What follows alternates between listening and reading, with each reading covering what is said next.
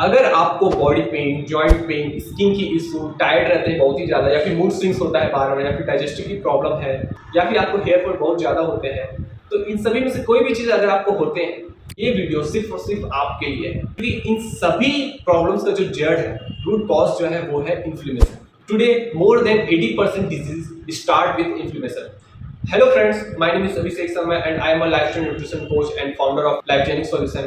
And आज के इस वीडियो में हम बात करने वाले हैं इन्फ्लेमेशन के ऊपर में, हमारे बॉडी पेन के ऊपर में, कैसे हम इसको नेचुरली रिमूव कर सकते हैं, कैसे इन्फ्लेमेशन को हम अपने कम कर सकते हैं। So what is inflammation? In simple word we can call inflammation as a burning. तो ये सही है कि गलत है?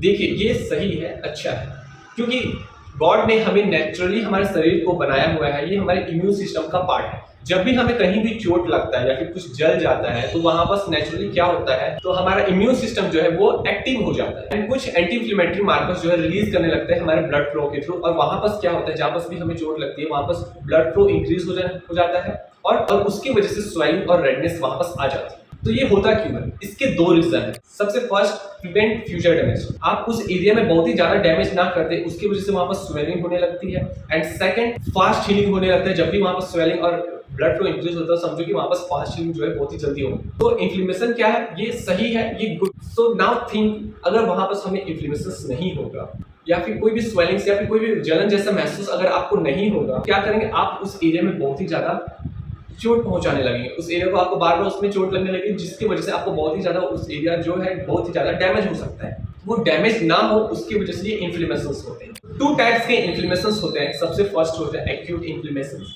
जब भी आपको कभी चोट लगती है या फिर कोई बैक्टीरिया आपकी बॉडी में एंटर करता है, तो कुछ समय के लिए आपको फीवर होता है या फिर स्वेलिंग्स होते हैं, इन्फ्लेमेशंस होते हैं।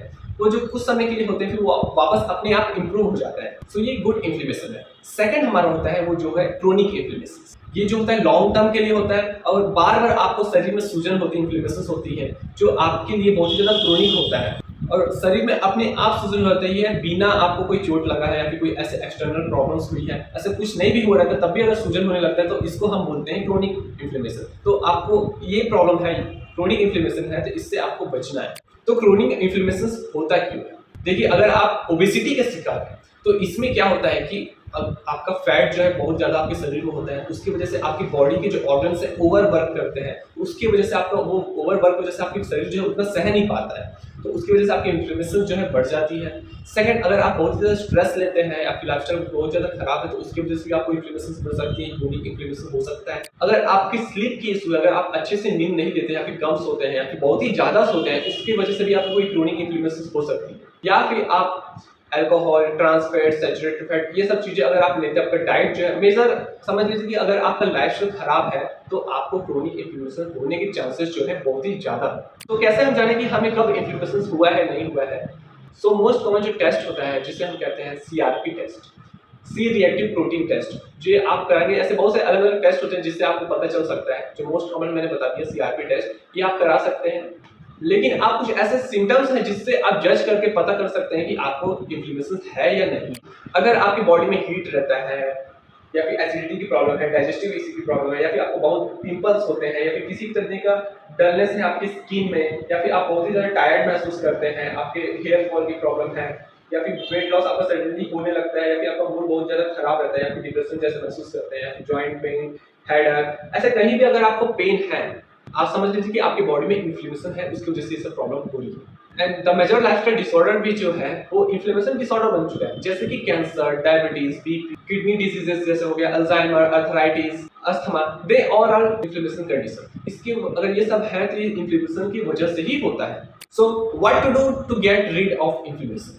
तो क्या करना चाहिए? सबसे फर्स्ट, लूज एक्स्ट्रा फैट। अगर आप ओबेसिटी के शिकार हैं, अगर आपकी बॉडी में बहुत ही ज्यादा फैट है, बहुत ही ज्यादा है, तो उसको आप जितना से जल्दी हो सकता है उसको आप रिड्यूस करें। अगर आप एक्स्ट्रा फैट लेके अगर शरीर में चलते हैं तो क्या होता है, आपके ऑर्गन्स के ऊपर में दबाव भी पड़ता है और प्लस एक्स्ट्रा वर्क करते हैं आपके ऑर्गन्स, उसकी वजह से इन्फ्लेमेशन आपकी बॉडी में हमेशा रहेगी। सेकंड, अवॉइड करें इन्फ्लेमेटरी फूड, जितने भी इन्फ्लेमेटरी फूड्स होते हैं। सो नंबर 1 इन्फ्लेमेटरी फूड जो है वो है आपका शुगर। अगर आप शुगर इंटेक आपके डाइट में बहुत ही ज्यादा है तो उसकी वजह से आपके बॉडी में इन्फ्लेमेशन हमेशा ही रहेगा। Second, wheat. आजकल क्या है कि हमारे वीट का जो प्रोडक्शन है वो चेंज हो चुका है पहले, राइट? आजकल की जो वीट है उसमें ग्लूटेन्स बहुत ज़्यादा है, उसकी वजह से क्या होता है कि हमारा इन्फ्लेमेशन जो है बढ़ने लगेंगे हमारे शरीर में। तो आप हो सकते हैं वीट को भी अवॉइड करें अगर आपको ऐसी कुछ प्रॉब्लम है तो, या फिर ग्लूटेन फ्री अगर आपको मिल रहा है तो वो भी अच्छी बात है, क्योंकि आजकल जो है ग्लूटेन को बहुत सारी चीज़ आजकल जो हमारा लाइफ स्टाइल है उसकी वजह से हम इसको डाइजेस्ट अच्छे से कर ही नहीं पाते, उसकी वजह से हमारे इन्फ्लेमेशन बढ़ने लग गई है। एंड थर्ड, जैसे कि जितने भी पैकेज फूड्स होते हैं, जैसे अल्ट्रा प्रोसेस फूड, ये सभी फूड जो है हमारे बॉडी के लिए वेस्ट है। तो समझिए जितना वेस्ट प्रोडक्ट जैसे खाएंगे उतना ज़्यादा आपका बॉडी जो है ओवर वर्क करेगा इसको डिटॉक्सिफाई करने के लिए, जिसकी वजह से ये कर नहीं पाएगा और ओवर वर्क होने की वजह से इन्फ्लेमेशन बढ़ जाएंगी। एंड थर्ड, अपनी डाइट में एंटी इन्फ्लेमेटरी फ्रूट्स को ऐड करो, जैसे कि जितने भी सीजनल फ्रूट्स एंड वेजिटेबल्स होते हैं इसको अपनी डाइट में ऐड, क्योंकि ये सभी एल्कलाइन फूड है तो ये आपके इन्फ्लेमेशन को कम करने के लिए हेल्प करेगा।